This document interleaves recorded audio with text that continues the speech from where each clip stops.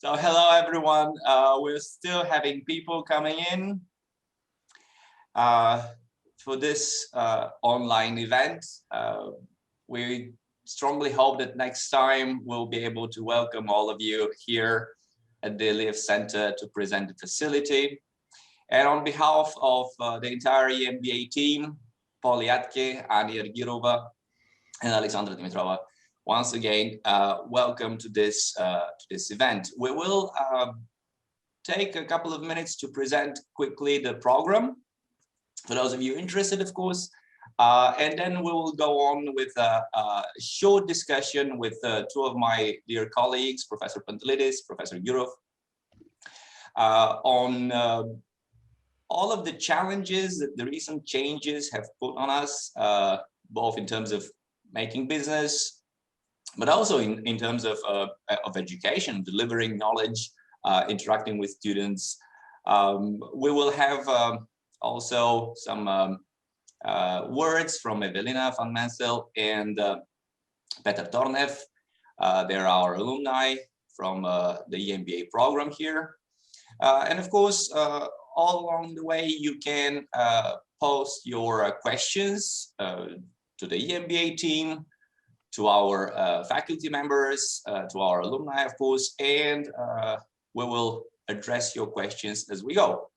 Then, in say 40 minutes time, we'll have the opportunity to invite you to a lecture by one of our colleagues from the US, Professor Steve McGuire, in organizational design and management. And that will conclude, of course, this open house event. Now, for those of you who do not know the exact difference between an EMBA and the MBA program, E stands for executive in this case. And although it is a general purpose program, the EMBA at AUBG is designed for people with significant professional experience, who have already had a successful path through their career and would love to, so to speak, make a giant leap forward by tackling this rather challenging program, 4 semester long, 16 months program, which is designed to give you a broader view of the ways of doing business. We have, of course, courses in accounting and finance. We have courses in strategy, in, as I mentioned, organizational design. But we also have some rather rich variety of elective courses, ranging from psychology to project management and e-commerce, for instance, not to mention negotiation. Our team will be more than ready to assist you all along your process of applying, or at least looking for any further information. My initial idea of our discussion here is precisely the concept of challenge. We really want to make certain with all of the applicants that each one of them, and they come from a rather wide range of industries, and in recent years we have more and more entrepreneurs interested in the program, joining the program successfully, that people who join us clearly understand that it is not just a side job that they can do it on the weekend. It is rather demanding intellectual efforts, and we're very, very proud to say that all of our alumni are very, very successful, of course, with the completion of this program. Now, recent years have seen us challenged by obviously the current pandemic, but I see it as only a tip of an iceberg of a changing world, which is propelled and driven by much more deeper fundamental changes in the ways we do business, in the ways we organize our business activities. And the current pandemic has just accelerated all this process. So I'm sure that all of you have had to tackle those challenges one way or another with more or less success.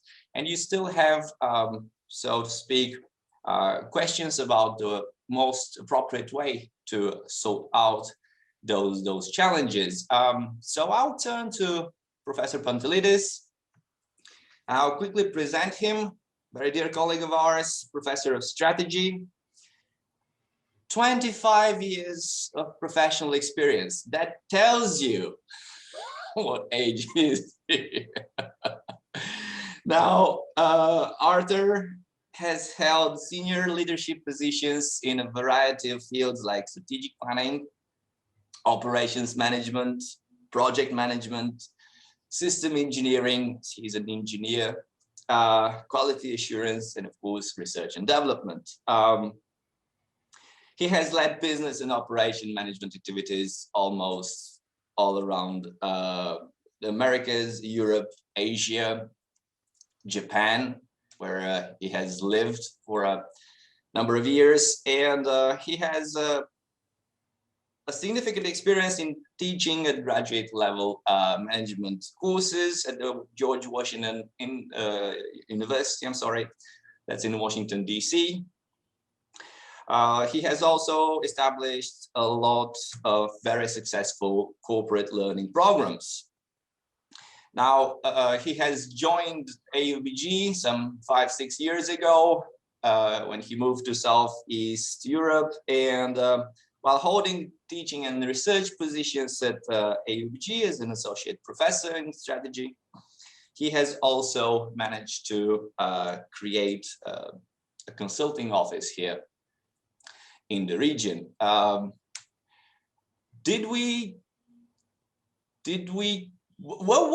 we ready, strategically speaking, to tackle all of this storm? I mean, so Momchil, what do you mean, like with COVID or what? Was COVID just the last drop for the perfect storm? Or okay, all right, so let me give you my take on this. Business and doing work, handling business has gone through a transformation and continues to go through a transformation. I mean, most of you would understand that there's this, for the last 10-15 years, this idea of the gig economy. So there's a lot of fragmentation. The old way of actually an employee going in a certain company and working there for the rest of their lives and until they retire, that's gone away. And that's based on the relationship from the company to the employee and from the employee also to the company. We've seen this virtually everywhere around the world. Europe, Japan, and Japan, it was a country that, you know, lifelong employment was the main thing. So that slowly has been going away. And the reason it's been going away is because of technology, things can be done more efficiently. There's more opportunities for people. There's more opportunities entrepreneurship wise, et cetera, et cetera. So there is an indication of things kind of fragmenting. The thing with COVID is it was, in my view, one of the final nails in the coffin that finally triggered that push globally. So this idea of change towards decentralization, this was a huge trigger from, you know, this whole pandemic that's happened. And a lot of companies realize this, you know, working from home, et cetera, et cetera.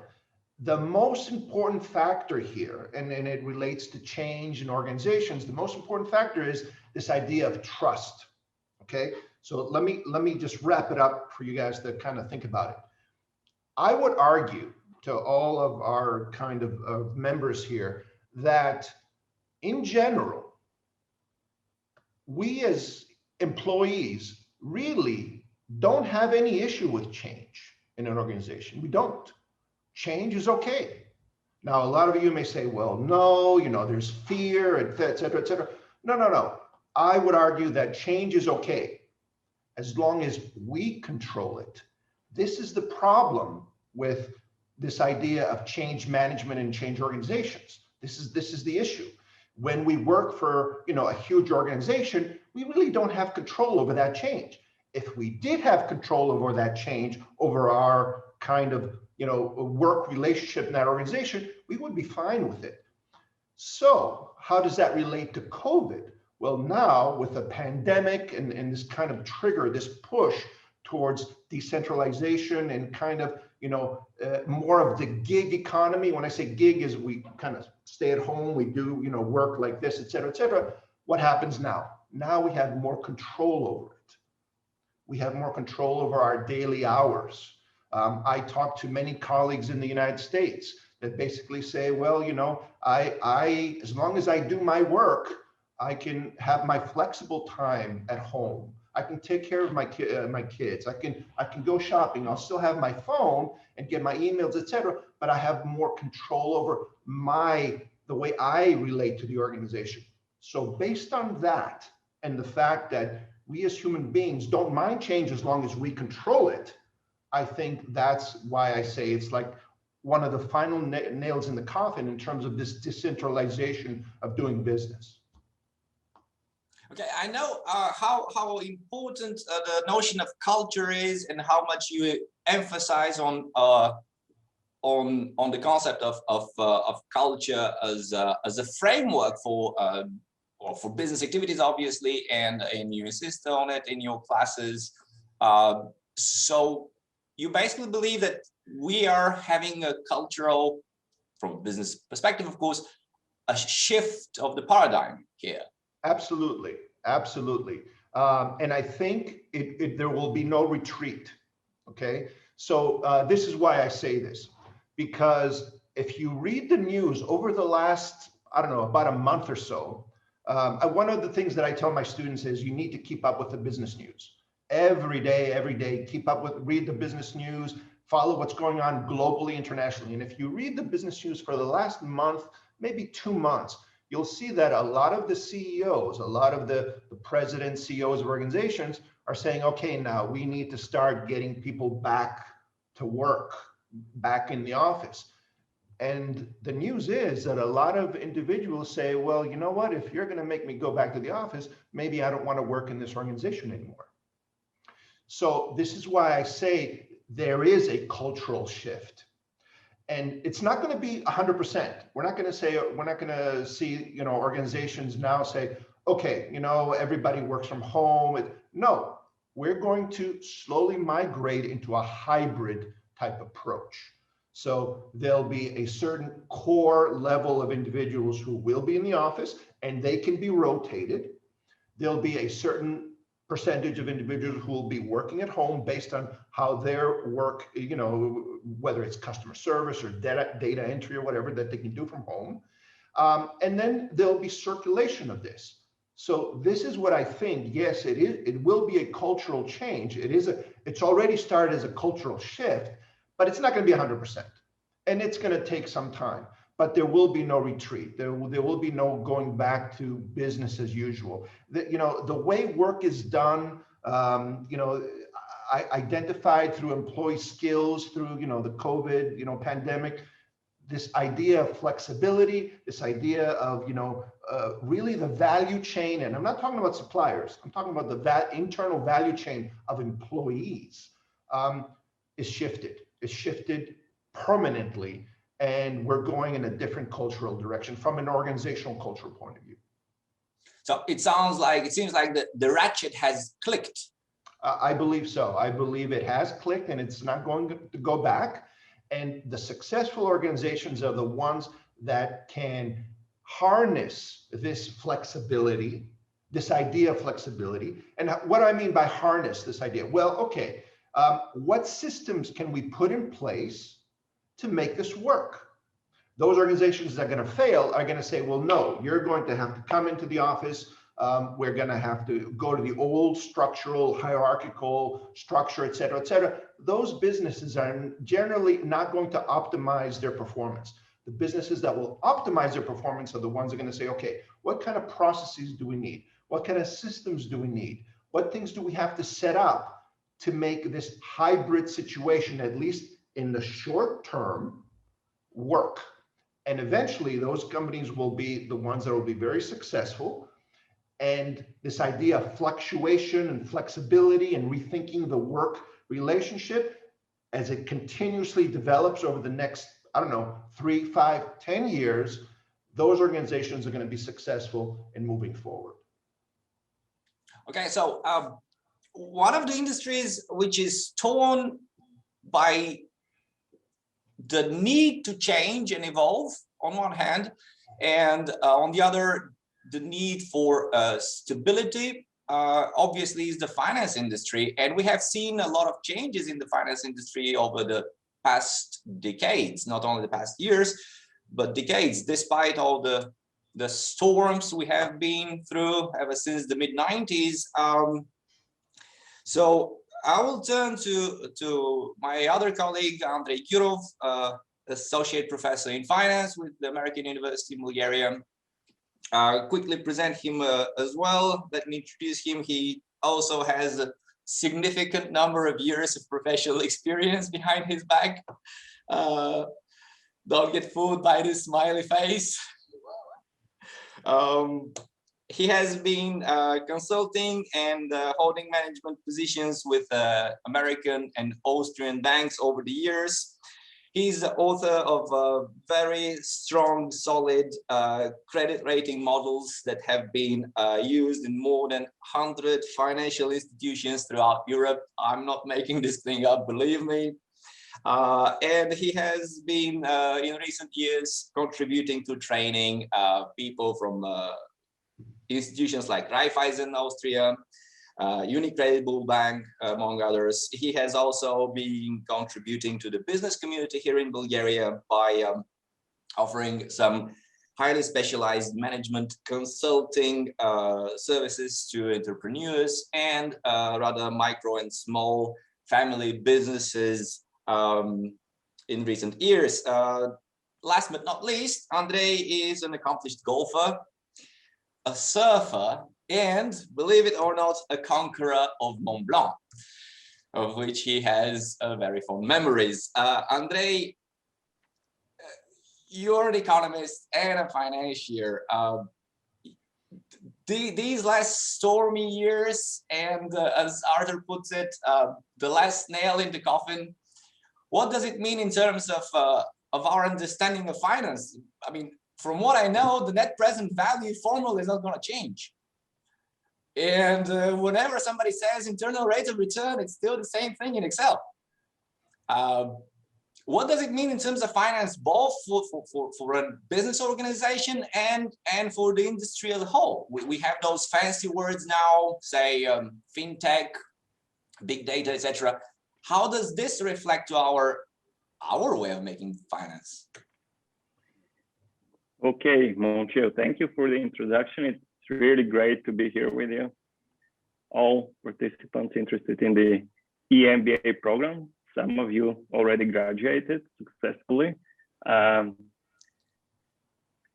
would probably surprise you a little bit when I say that, you know what, nothing much changed in finance with the pandemic.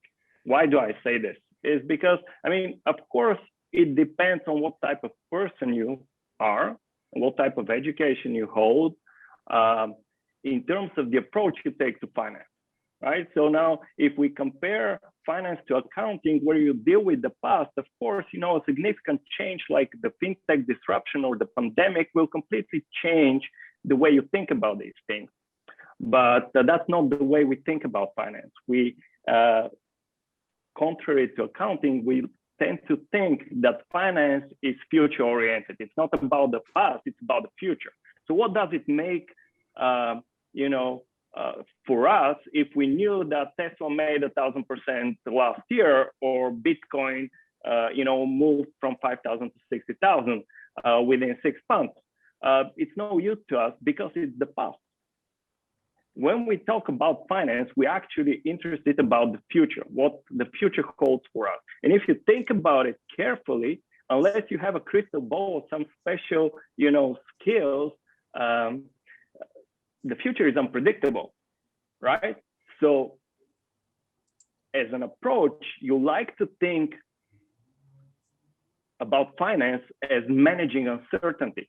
Or in other words, you don't know when exactly the next crisis is going to strike, right? But you know that it is somewhere down the road, okay? So the best thing you can do is basically be prepared and be flexible to challenge, to tackle the issues when they arise, right? So from this perspective, we like to think about finance as a kind of a craft, right? It has a scientific part to it, where we provide to our students, the tools that they need to gather data, to critically assess the information, and to make decisions based on that. But that's just the scientific part. So how do you make decisions? This is the part of finance which is more like art, right? And how do you learn art? You don't, right?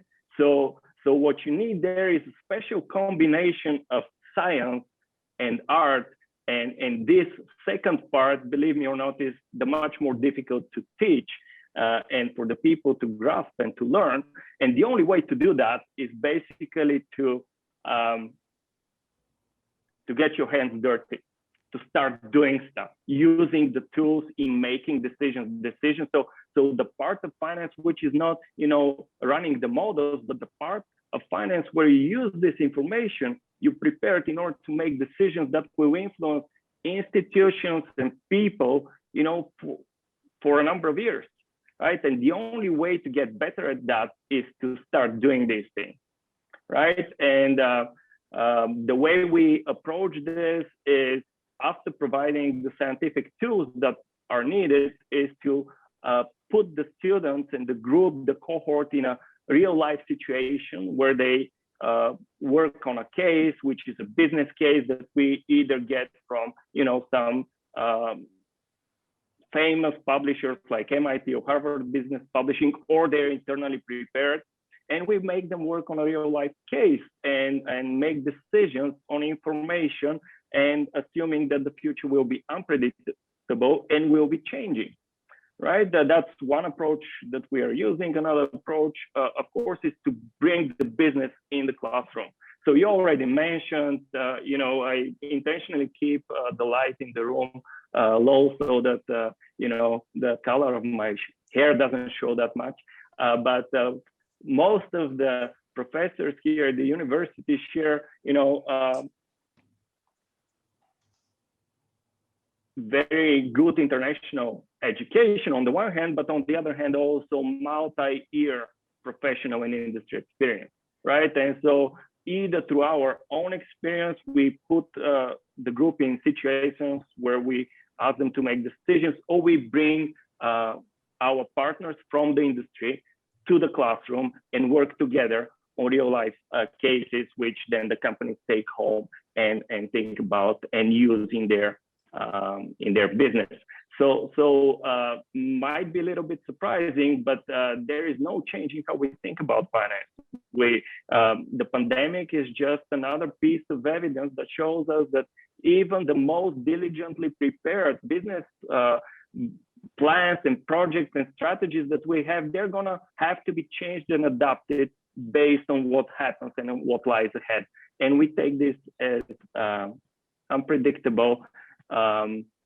Maybe I'll open a bracket here and just say, how do you deal with such situations, with things which are unpredictable in general?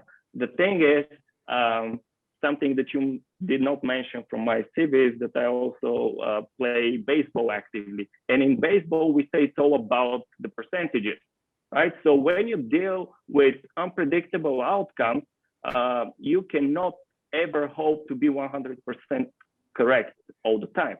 What you can hope is to be enough times correct so that you keep your business afloat and you're better than the competition and you fully utilize the competitive advantage, whatever it is that you have in your company. Oh, thank you. So it appears to be a little bit of a crafty combination between between scientific knowledge and well, sometimes a little bit of luck as well, and this readiness to accept the unknown, the famous distinction between risk and uncertainty due to Frank Knight 100 years ago, basically.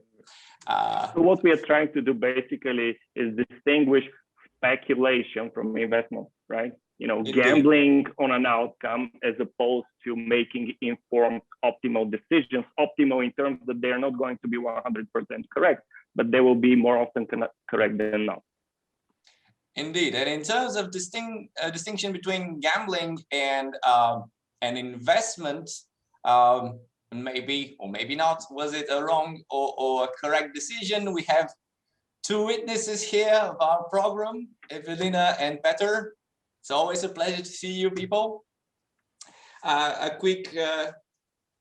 few quick words about Evelina. She's an innovation consultant at Innovation Startup.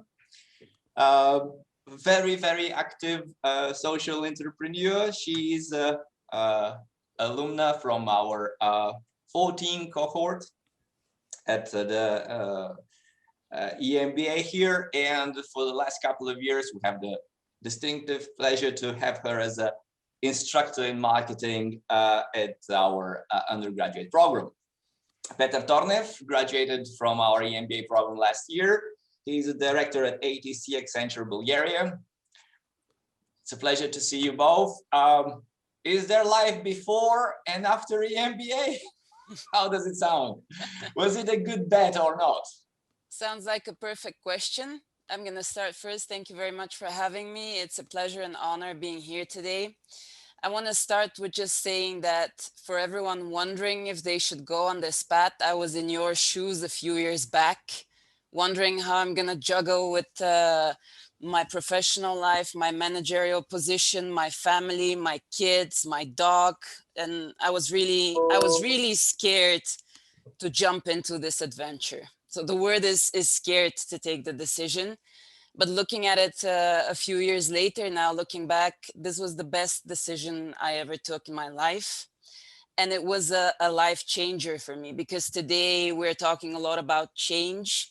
The executive MBA was really a life-changing event for me.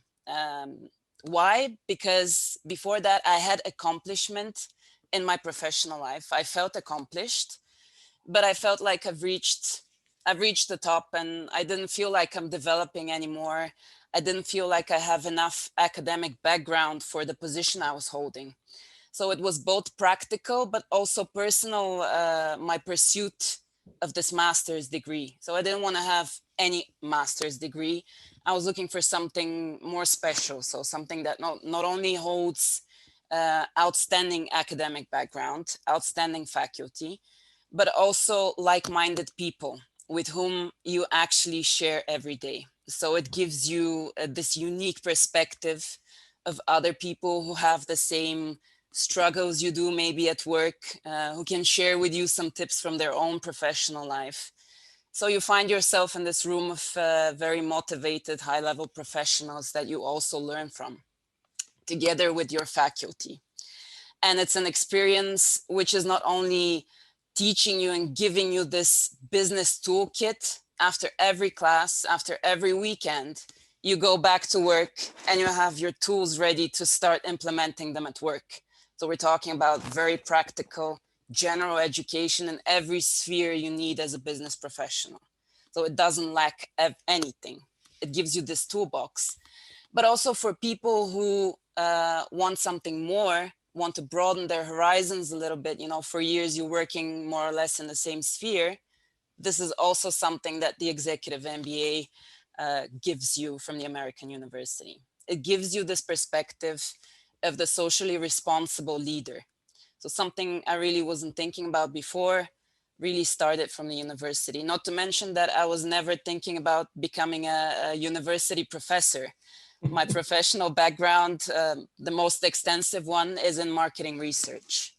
So I used to run my own company, and then I sold it to a big Belgian investor. So I was really involved in business and in marketing research for many years.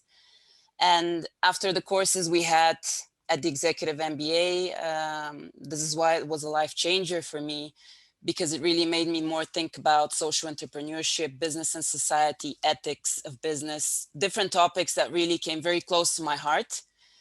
And together with my love for the American university, they just formed my new career path, which is more into teaching. I am now also following my PhD, and I have a new goal, which really gives me not only business satisfaction, but also a kind of a social, personal purpose. And I keep coming back to the university because of those days I had, which were so memorable, and the colleagues that I had from my cohort are very close friends of mine that we spend a lot of time together to this day, 5 years later. So looking back at it now, to the how scared I was taking this decision, and I really am so happy I did. And you being here today is also a step on the way. So congratulations already for being here today. And I will be very happy to answer any questions you might have, either now on chat, or if you want to get my contacts from Polly, I can tell you everything, the ins and outs. Thank you, Eva. Peter, well, yeah. Many years of involvement with Accenture Bulgaria, and well, congratulations, because I had the pleasure of seeing you receiving your diploma recently. Yeah. Obviously, you were among the first, so to speak, victims of the pandemic. We had to wait for 1 year to see each other, and of course have the graduation party. Director at Accenture Bulgaria. How did the MBA kick in? Where did it come from? Excellent question. It's I think, let me put it this way. When I want to take a decision, I really take a decision. I really have doubts, especially if I'm very determined to do something. So just before I decided to do MBA, I was asking myself why I want to do it. And kind of this is my recommendation for everybody. You need to really think what's the purpose that you want to do it. And I think Evelina really mentioned a couple of very good points. You need to realize that when you pursue such a program, the program is very intensive. And it's no joke. And sometimes people really underestimate such programs, and they say, oh, we're in Bulgaria and so on and so forth. But this program is a very exquisite program. For everybody who is here on the call, the program is so exquisite, and the program squeezes you so much because it makes you think. And why I loved it, because it challenged me to kind of reorganize myself as well. And also it challenged me because I needed to speak to colleagues in our cohort that are super smart people from whom you can generate ideas and share the ideas. And I think if apart from everything else, the biggest advantage you can get is to speak to those people that will sit within the class with you. Share, and the class is the safest environment where you can share the ideas, get them shaped, get them challenged by your colleagues, get them challenged by the professors.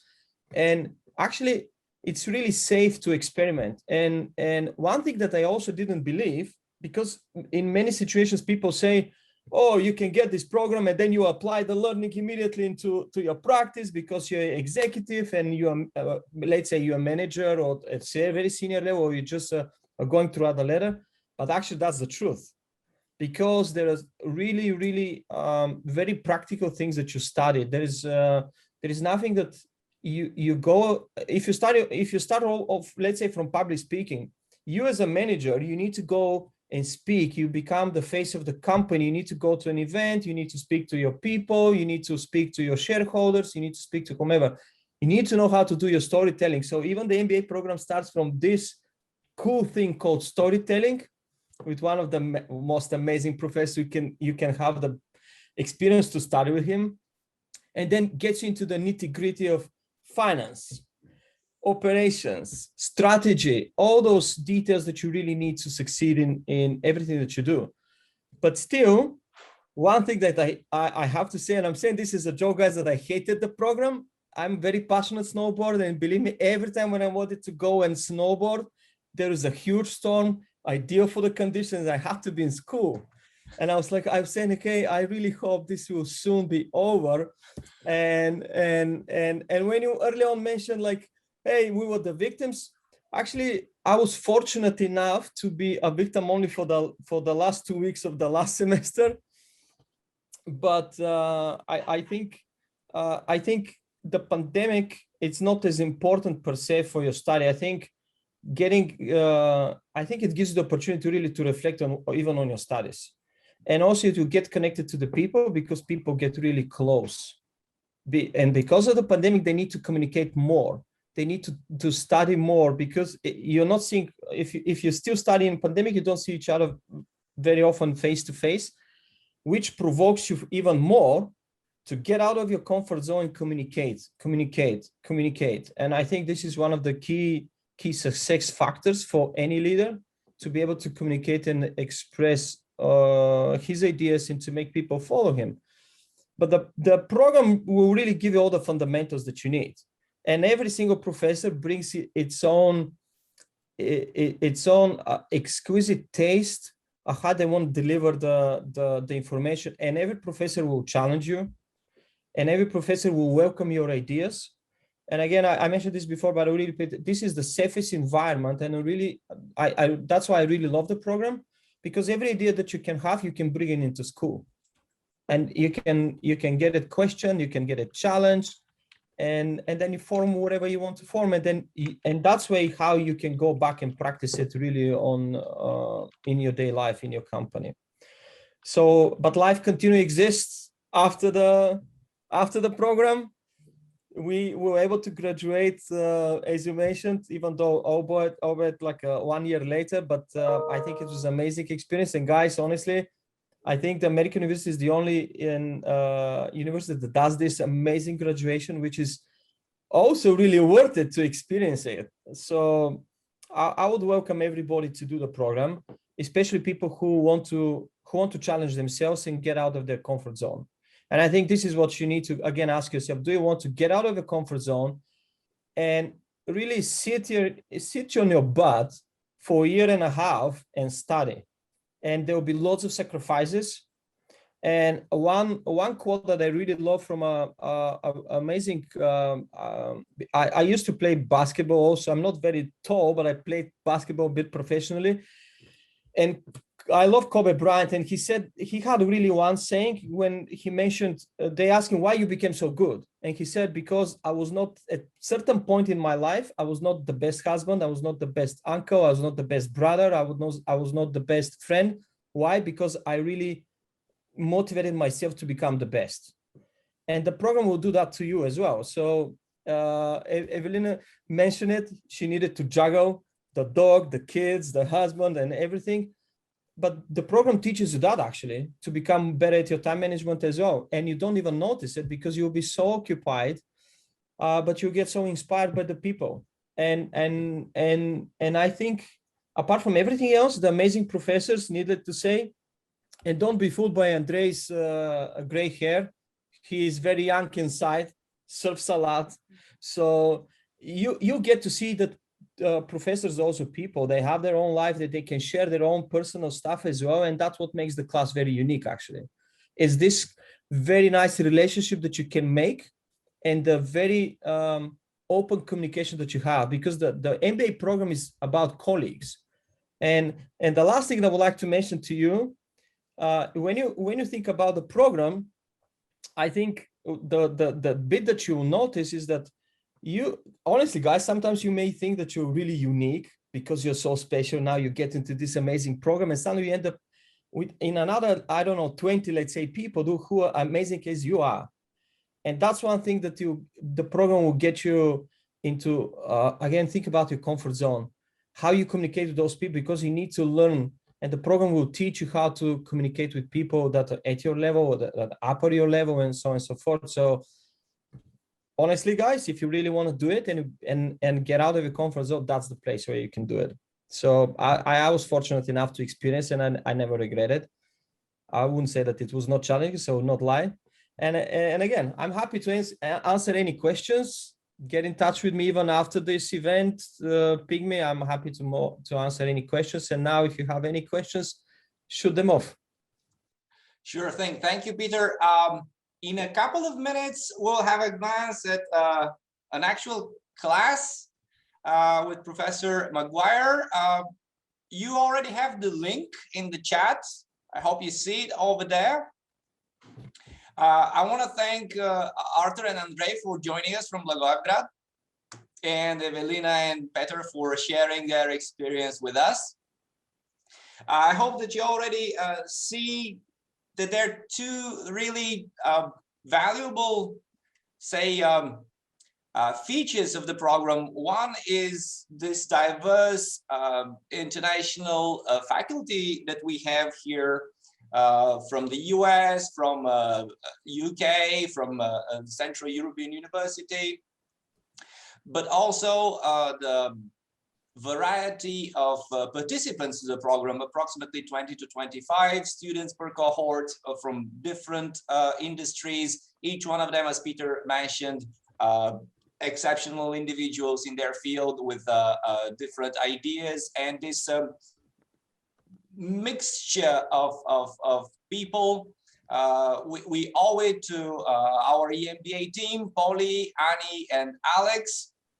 They will be more than happy to answer all of your questions I see in the chat here.